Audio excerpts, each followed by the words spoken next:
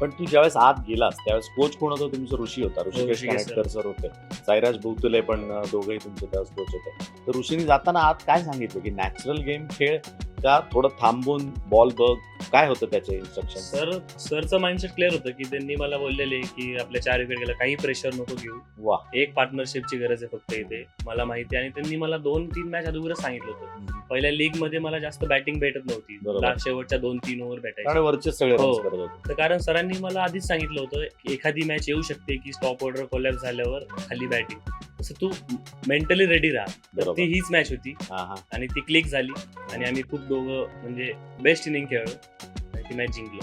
पण आता मी स्वतः थोडं क्रिकेट खेळतो, अजूनही खेळतोय, त्यामुळे 20-1 झाला ना की आपल्याला अंदाज येतो की हो. बाबा आज आपला दिवस आहे. त्या इनिंग मध्ये तुला कधी वाटलं की आज माझा दिवस आहे, मी मॅच संपवणार? एखादा सर, एक कारण- शॉट असा किंवा हा. एखादा? ती एक मोठी स्टेज आहे अंडर 90 वर्ल्ड कप म्हणजे, आणि तिथं रिलॅक्स होऊन काही चालणार नाही. मी सेट होतो पण तरी मी फुल फोकस होतो की नाही मॅच सोडायची नाहीये. तर गेल्या गेल्या म्हणजे 1-2 बाउंड्रीज लागल्या माझ्या, तर म्हणलं आज मध्ये चांगले लागतायत, मी सोडणार नाही आणि शेवटपर्यंत खेळणार. तसंच झालं. म्हणजे लागतात नाही, ते मारायला लागतात हो. कारण शेवटपर्यंत बॉल पाहायला लागतो. पण त्या पहिल्याच 2-3 शॉट मध्ये तुला कॉन्फिडन्स आला? तेव्हा कॉन्फिडन्स वाटलं आलता की मी आज काही करून मॅच जिंकवायची आहे आणि फायनल खेळायचं आहे.